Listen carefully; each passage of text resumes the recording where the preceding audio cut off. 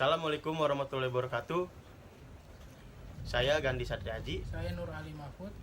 Kita dari mahasiswa Universitas Pamulang, Fakultas Ekonomi dan Bisnis, Prodi Manajemen. Kami di sini ingin memenuhi tugas dari mata kuliah Manajemen risiko. yang diampu oleh Ibu Pusporini. Menurut Bung Ali, gimana sih langkah-langkah perencanaan program asuransi itu? Sepengetahuan saya, kemarin yang dijelasin Sabur ini itu perencanaan program asuransi itu emang ada langkah-langkahnya. Pertama tuh yang harus emang diutamain tuh ya niat sama tujuannya. Karena semuanya yang kita lakuin di dunia tuh nggak mungkin nggak ada niat sama tujuannya, pasti ada, harus jelas ini mau kemana, ini mau kayak gimana tuh semuanya udah harus jelas. Nah baru kemudian selanjutnya tuh ngejalani ini tujuannya supaya tercapai itu kayak gimana, bagusnya kayak gimana. Jadi apa ya, biar rencananya tuh tersusun rapih gitu, nggak tiba-tiba dari rencana A langsung loncat ke C, itu ya nggak bagus juga. Baru sehabis itu ngelakuin tuh tindakan atau actionnya gitu. Nih kita harus ngelakuin kayak gimana nih selanjutnya supaya tujuan utamanya sama niatnya tercapai gitu. Jangan kayak cuma kalau niat sama tujuan doang nggak ada rencananya, sama aja bohong. Terus kita butuh evaluasi gak sih setiap mau ngambil asuransi itu? Evaluasi mah nggak cuma di asuransi doang sih, semua pekerjaan, semua apa ya yang kita lakuin tuh ya harus ada evaluasinya. Kita belajar aja, wah kok nilainya jelek ya, ini apa yang harus dibenerin, apa yang harus dievaluasi biar supaya nggak keulang lagi gitu. Terus pas apa lagi ya? Terus kan ada kemarin kan ada yang dibahas tuh tentang asuransi tradisional sama asuransi unit link. Asuransi tradisional tuh lebih spesifiknya kayak gimana sih? Sebenarnya kayak gimana? Asuransi tradisional tuh asuransi yang cuma apa ya, fungsinya tuh tunggal, kayak untuk ya contohnya kayak untuk cuma kesehatan doang gitu. Kalau unit link tuh kelebihannya dari tradisional tuh dia bisa buat kesehatan juga, bisa buat investasi juga. Jadi dia nggak cuma kayak satu. Tapi kalau tradisional ya namanya aja tradisional gitu kan, kayak pasar ada tradisional ada modern gitu. Jadi ada kelebihan ada kekurangannya masing-masing. Berarti kalau asuransi tradisional itu contohnya kayak BPJS gitu ya?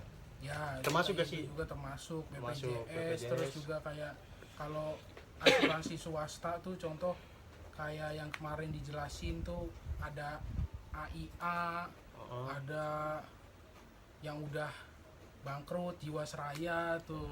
Yang kolaps ya? Iya. Kalau contoh asuransi unit link itu? Contoh asuransi unit link kayak gimana sih? Dia tuh contohnya kayak asuransi swasta, tapi dia punya kelebihannya itu bisa buat kesehatan asuransi juga, ya bisa buat asuransi, tapi bisa juga buat investasinya ya bisa kayak ada investasi kayak emas, ada investasi kayak surat utang negara, ya kayak gitu-gitulah gitu. Nah dari obligasi contohnya itu. Kalau asuransi tradisional tuh sepengetahuan Gandhi tuh terbagi apa aja di dalamnya tuh. Ini saya kasih bocoran, asuransinya tuh terbagi ada tiga. Coba masih inget apa enggak tuh kemarin mata kuliah kemarin dikasih pertanyaan kan sama Bu Rini tuh. Itu kalau nggak salah ya, nih ada asuransi bersama, terus ada asuransi dwi guna, Iya. sama asuransi apa tuh tadi? Tradisional itu. Berjangka. Oh, berjangka. Iya. Astagfirullahaladzim. Ya, mungkin ada tiga itu. Nah, kalau asuransi berjangka tuh penjelasan yang lu tahu kayak gimana aja, Gan? Berjangka itu kayak Penjelasannya tuh apa ya? Ya spesifiknya lah. spesifiknya. Iya. Sebenarnya tuh asuransi berjangka itu kayak dia tuh dibatasin waktunya. Nah, dia ada ininya apa? Ada batasnya, waktunya. iya. Tapi kalau yang lu tahu batas waktu apa? Batas waktu Minim. sedikit ya, Sedikit. minimal sama maksimalnya tuh tahu nggak berapa gitu jangka Sebenarnya tuh waktunya? paling sedikit itu 1 tahun, paling minim, Oh iya. paling kecil. 1 semester lah ya. Iya, 1 semester, 1 tahun itu. Iya. Nah, sisanya terserah, bisa 5 tahun, bisa 10 tahun, bahkan bisa lebih. Nah, kalau misalkan lu pakai asuransi itu kan, tapi amit-amit lu udah nggak ada, itu bisa dialihin apa enggak? Kalau itu bisa berjangka ya, bisa Dialihin ke pihak keluarga atau ke pihak keluarga. Oh, keluarga. Iya. Soalnya kan bisa diwariskan ke keluarga. Contohnya kayak siapa kan kalau di ini? Contoh, misalkan kan gue laki-laki deh, Hmm, bisa ke istri gue. Contoh Atau ke ke anak. Paling nggak jauh sih dari situ. Nah, kalau asuransi seumur hidup itu kan juga kalau nggak salah ada batas waktunya. Tapi batas waktu itu tuh cuma bisa buat ngambil misalkan. Ya, mohon maaf ada kesalahan teknis tadi, ada angin, makanya HP-nya jatuh. Tadi sampai mana tuh? Nah, tadi pertanyaan gua kan masalah kalau asuransi seumur hidup itu kan kita ngasuransiin hidup kita kan sebelum udah nggak ada gitu. Iya. Nah, misalkan kita baru umur 70 tahun tapi pengen ngambil gitu. Uang asuransinya tuh pengen diambil. Iya. Itu bisa apa enggak? Bisa. Cuman nggak 100%. Tapi ada kayak misalkan contoh jangka waktu umurnya gitu, misalkan dia ada berapa tahun gitu. Soalnya itu kan contohnya kan kasusnya pengen diambil di usia 80 tahun. Sebenarnya sih itu dia namanya asuransi seumur hidup itu kan Ada buat hidup kita maksimalnya kan, gitu ada ya. maksimal hidupnya ya. Nah, kalau misalnya kita mau ngambil semua 100% itu, walaupun kalau misalkan itu juga masih hidup, itu batas usianya 99 tahun. Jadi kalau sebelum itu nggak bisa, tapi kalaupun Nggak bisa. ya ada potongan, ada penalti lah Ah, ya, gitu. iya. Nggak bakal utuh uangnya. Kecuali maaf, amit-amit kalau misalnya umur udah misalnya udah 50, Udah nggak ada udah gitu. 50 udah nggak ada, Nah, itu bisa diinin ke pihak keluarga. diterusin lah gitu ya. Iya. Dialihkan. Ada nih satu lagi apa asuransi Dwi Guna. Asuransi Dwi Guna tuh sepengetahuan gua kan asuransi yang bisa buat asuransi juga tapi bisa buat kayak ya invest juga gitu. Biasanya tuh kalau investasi tuh ya contohnya kayak gimana aja kan? Yang lu tahu gitu. Investasi. Iya, investasi yang bisa tuh gitu. Yang gue tahu sih cuman invest kayak harta sih. Ya, kalau yang Mungkin tadi kita invest. bahas tuh misalkan kayak obligasi itu surang utang negara Iya, tuh, negara. gitu. Apa misalkan ya perhiasan contohnya gitu. Bisa, ya, Perempuan kan perhiasan. biasanya kan perhiasan gitu Perhiasan. kayak berlian, emas dan lain gitu. Yang mungkin yang gue tahu kayak itu, mungkin itu. Selebihnya mungkin masih banyak ya. Cuman gue udah lupa gitu. Nah, gue mau nanya Gan, ini dari pengalaman lu. Maaf sebelumnya, lu kan juga narik ojek online. Ya. Nah, itu biasanya kalau ojek online gitu selama biasa sama selama pandemi itu resiko yang lu hadepin perbedaannya apa aja kan? Yang lu rasain lah gitu. Resiko dari segi apa dulu nih? Ya, Soalnya apapun banyak kan. gitu, misalkan contoh sebelum pandemi resikonya cuma ya beberapa doang, tapi pas pandemi malah lebih nambah. Kayak orang kan kalau di kerjaan ada yang dia masih kerja sebelum pandemi, pas pandemi akhirnya mau gak mau kena PHK gitu. Efeknya, dampaknya tuh yang lu rasain sebagai pengemudi ojek online tuh apa gitu? Sebenarnya sih kalau misalnya gue ya sama ojek online itu dampaknya paling kayak cuman sepi sih. Lebih sepi ya. Lebih sepi, iya. dibanding orang mau sebelum makanan corona. sama aja, sama-sama sepi. Makanan juga sama sepi. Soalnya kan gini, tetap dong kita misalnya ngambil makanan dari resto, nah dari orang kan pindah tangan juga, walaupun walaupun jaga jarak, Tapi makan tetap takut sanitizer, lah gitu. orang Dia pasti udah- tetap masih ada udah yang parno kepegang gitu. gitu, ya. Cuman bukannya nggak ada Tapi ya lebih Cuman nggak banyak. berkurang gitu dari sebelumnya. Iya. Gitu ya. pendapatan udah parah itu anjir, sumpah. Efeknya kemana-mana sih emang itu. Iya. Kan kalau misalnya sebelum pandemi tuh kita paling resiko di jalan doang sih. Ya resiko di jalanan tuh biasanya contohnya kayak gimana aja Coba. tuh, kalau ojek online tuh. Ojek online tuh resiko pertama gini. Kalau misalnya kita bawa barang, kita tinggal sebentar, barang bisa hilang. Oh, iya sih, itu kayak ini apa kayak kurir-kurir contoh kayak JNE Iya. gitu juga pernah tuh Barang kejadian. bisa hilang. Makanya kita tuh sebenarnya tuh yang ditakutin di jalan itu kalau bawa paket itu, hilang, bawa- rusak gitu bawa ya. barang banyak, nanti nganterin ke dalam gang, tiba-tiba satu barang hilang. Kita Iya. yang ngeganti. Terus kayak resiko di jalan kayak misalnya ban pecah, Oh, iya. amit-amit kecelakaan. Itu sih. Terus kalau misalnya pas pandemi, ya resikonya itu. Pertama, cicilan nambah lagi. Aduh, Karena pendapatannya berkurang, pendapatan berkurang, ya? berkurang. tapi kewajiban Kewajiban untuk harus bayar jalan tetap. terus. Ya, Tapi gitu selama lah. ibaratnya ini kan udah bisa dibilang udah mendingan nih, Ya. udah mulai berangsur membaik gitu, udah kayak ya pandemi bisa dibilang udah kayak hampir sedikit nggak ada, lah, ya. alhamdulillah lah gitu. Alhamdulillah. Ini Sekarang udah mulai Orderan dari mulai makanan, orang, barang udah meningkat juga apa masih sama atau gimana? sebenarnya udah meningkat sedikit. Meningkat sedikit. Cuman kalau sekarang ini mungkin udah mau balik lagi ke normal kali ya. Soalnya kan sekarang kerja udah banyak yang kerja. Iya, udah mulai Anak kerja, sekolah, masuk kantor lagi, iya. anak sekolah juga. anak sekolah udah mulai pada masuk. Mungkin sekarang ya udah mulai ini sih, udah mulai mulai normal tuh orderannya stabil lah. gitu ya. Iya. Mungkin itu.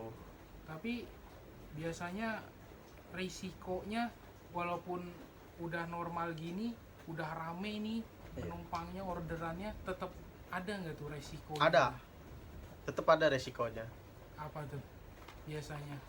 Ya kayak tadi pertama, kalau misal kita buru-buru salah bawa orderan, resikonya diomelin. Ya itu. Ya kayak misalnya lama kita di jalan, terus customernya kayak ngomel-ngomel gitu. Mas kok lama banget sih? Ya itu. Macet di jalanan Macet juga di diomelin. jalan. Nah iya. Kadang juga ibaratnya kalau orderan sepi bingung, orderan rame ya ini masih bawa penumpang, tapi Iya. udah ada orderan masuk. Udah masuk, bener ada yang udah begitu. dilema tuh. "Ah, ini Saya mau sering gimana begitu. tuh, kayak gitu. Saya sering. Makanya paling kayak cuman minta pengertiannya aja sih ke penumpang. Kayak ke customer gitu. Ntar mbak saya lagi masih ada, orderan gitu. masih nungguin lah masih nungguin orderan kayak gitu.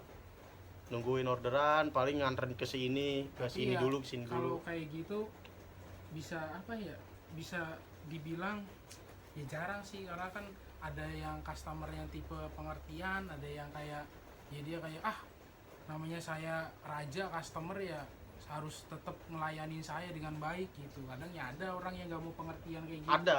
Ada. Susah juga kalau mau dikasih pengertian, tetap aja. Itu juga pernah saya kejadian lagi itu salah nganter alamat. Bukan nganter, Apa tuh? salah Barang? bawa apa dah? Paket salah rumah. Oh, salah alamat. Salah alamat. Itu saya ditelepon. Tuh ditelepon sama Sama yang pihak punya barang. paketnya tuh. Oh, iya. Ditelepon. Mas, kok paket saya belum nyampe ya? Lah, saya udah Udah anterin. anter itu sama orang rumah. Ternyata pas saya perhatiin lagi alamatnya beda blok. Mau gak mau saya ambil lagi. Tapi barangnya nyampe sono masih ada, masih utuh, belum Alhamdulillah masih utuh, belum diapa-apain. Akhirnya saya balikin orangnya lagi. mau tuh ngebalikin lagi barangnya. Mau, alhamdulillahnya mau. Nah itu resikonya tuh kalau misalnya nggak dibalikin, waduh saya Resikonya kalau juga apa ya, kalau terlalu terburu-buru, kurang teliti ya, iya. contohnya jadi resikonya kayak gitu. Mungkin karena saya capek kali ya di jalan ya, kayak udah aduh udah Pikiran juga pikiran mulai, aja udah itu. Mungkin karena lagi itu juga ada masalah, oh, iya. makanya nggak fokus. Akhirnya saya balikin, alhamdulillah tuh. Customer yang emang seharus nerima barang masih komplain lagi atau Kagak, oh, ya udah, alhamdulillahnya gitu, iya nggak gitu. apa-apa. Saya kan minta maaf. Malah dia sempat mau ngasih duit. Ini mas biar bayar ininya. Enggak pak, saya yang salah gitu ya. Saya sebagai perminta maaf udah. lah ya. Itu. Nah Udah. kalau misalkan kayak sekarang nih, harusnya bulan-bulan ini tuh udah masuk musim kemarau kan, Iya. tapi hampir sebagian Jakarta masih kadang 2 hari sekali atau setiap hari tuh tetap hujan. Heeh. Padahal harusnya kemarau nih dari bulannya. Nah, kalau dari segi pengemudi ojek online, cara meminimalisir resikonya kalau misalkan wah Lagi pagi hujan ini gini. jalan masih terang, tiba-tiba pas lagi bawa penumpang siang hujan. Itu misalkan kayak gitu gimana tuh ngasih pengertian ke customernya, apa misalkan lu sebagai pengemudi ngasih kayak jas hujan, tapi ya kalau lagi ada, dan kadang penumpang ya kan maaf Iya. ada yang agak rewel, Nah, ada kalau yang itu sih nerima-nerima aja gitu. kalau kan tadi kan kalau misalnya nggak punya jas hujan ya, Iya, paling kita ngelihat situasi cuaca sih. Misal pagi panas, kan setiap kan namanya orderan mah kan pasti ada berhentinya, iya, ada jedanya. Lihat nih kita misalnya, oh udah mendung nih. Nah, gimana biar caranya nggak, maksudnya ini nggak dapat orderan. Nanti kalau misalkan dapat orderan takutnya hujan kan, mending kita matiin dulu. Kita nunggu bahasanya berapa jam gitu, atau nunggu inilah pokoknya minimalisir lah minimalisir daripada kita tetap lanjut tapi tiba-tiba hujan kita nggak ada jas hujan. ya. Iya, Kan biasanya terhambat juga. kalaupun ada ya namanya sopir ojek kan Iya. kadang jas Ada yang hujannya, ada yang maaf, enggak. kadang ada yang bersih, ada yang agak bau. Itu juga kadang customer kan, Iya. "Oh, mas kok ini agak bau sih," kadang, atau misalkan mas ini kok Ha-ha. rusak sih, sobek sebelah sini gitu, Emang tuh kayak jas nggak hujan gitu? nyaman gitu kan. Iya iya. Itu kan juga kayak bikin rasa nyaman customer tuh jadi kayak besok-besok males kalau mau naik misalkan ojek yang ini atau ganti Nah tempat itu sih lain ya. gitu. Sebenarnya masalah di situ sih emang. Makanya kita tuh harus apa ya? Emang namanya di SOP ojol itu ya, ojek online itu. Kita tuh harus bersih. Misalkan kayak jas hujan harus wangi. Kan habis Nggak dipakai kan sobek biasanya gitu nggak juga. sobek. Karena biasanya habis dipakai tuh jas Dengan hujan beda-beda bau customer kan. kan. Iya kena bau. Nah air itu mungkin hujan kita juga. sebelum ini kita jemur dulu malamnya biar ke angin-angin. Nah besok dipakai lagi bisa. Sebenarnya tuh dari pihak itu juga udah ngasih aturan ya. Atau kalau apa-apa kita ini dulu apa tuh Kita namanya siapin konfirmasi dulu. Oh iya, Konfirmasi dulu ke penumpang. Kalau misalnya mau pakai jas saya hujan nggak atau punya enggak. saya nggak punya jas hujan. Kalau misalnya mau nunggu silakan, kalau misalnya mau di cancel silakan. Tuh kalau misalnya mau jas hujan, saya ada jas hujan misalkan bolong Iya. gitu, mau apa enggak. Kalau misalnya mau apa mau nunggu berhenti dulu atau mau di cancel lah. Saya pasti di Gitu. cancel sih, namanya penumpang mana ada mau pakai jas hujan bolong, ntar bajunya basah-basah juga, sama aja bohong. Iya sih benar, cuman kan penumpang kan ada yang kekeh. Iya. Malah ada yang pengen buru-buru, ditawarin jas hujan, nggak usah pakai, nggak usah apa dah, saya hujan-hujanan aja. iya, helm Mungkin aja ngilangin ada- galau. ya, helm aja kadang nggak mau make gitu kan. Iya makanya kan Nggak ada kekeh. helm. Tapi lu kan hampir waktunya tuh hampir sering lah narik gitu ya. Iya. Itu biasanya kan yang lu pakai kan motor. Supaya nimbulin rasa nyaman tuh, motor lu tetap lu servis rutin atau kayak misalkan berapa bulan sekali lu servisnya gitu? Oh itu servis rutin, Berapa bulan sekali? tuh sebulan biasanya? sekali. Servis rutin misalnya kayak ganti oli setiap bulan, ngebersihin mesin setiap bulan, sama nyuci. Kan kalau misalnya biar nyaman juga, biar ya. nyaman ya. Itu Biar nyaman sih. dan aman. Karena kalau nggak kayak dirawat gitu ya sama aja sih. Oh, Kayak oh. resikonya ya ntar ngerinya motor mogok di jalan gitu Nah kan. itu. Kayak nggak diduga-duga lah kayak gitu kejadiannya. Makanya itu wajib sih, udah wajib buat Standarnya, standarnya SOP-nya iya. gitu. Makanya kalau misalnya apa-apa tuh yang dikhawatirin ya itu motor mati apa segala macem, Trouble ada apa-apa. troublenya pas lagi dapat penumpang Nah, atau itu apa. yang Nah itu bingungin tuh harus Tuh, makanya gimana. meminimalisir resiko itu ya kan motor kita harus servis atau apa gitu, cuci biar nyaman. biar nggak ada komplain. Kan ada tuh masa beda motor kotor aja udah diinin, Iya. ya emang harusnya bersih sih. Tapi emang kalau nggak gitu kemungkinan orderan dapat banyak ya jarang juga ibaratnya. Iya, Ya.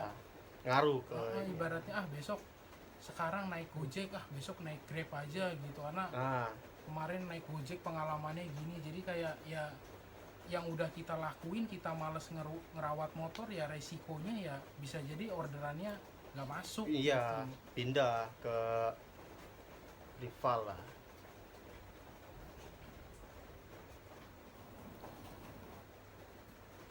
Ya udah, sekian. Sekian kali gitu aja ya. Iya, Mungkin pembahasannya dicampur dengan ojol, mohon maaf. nggak apa-apa. Kurang lebihnya mohon maaf. Wabillahi taufiq wal hidayah. Wassalamualaikum warahmatullahi wabarakatuh. Waalaikumsalam.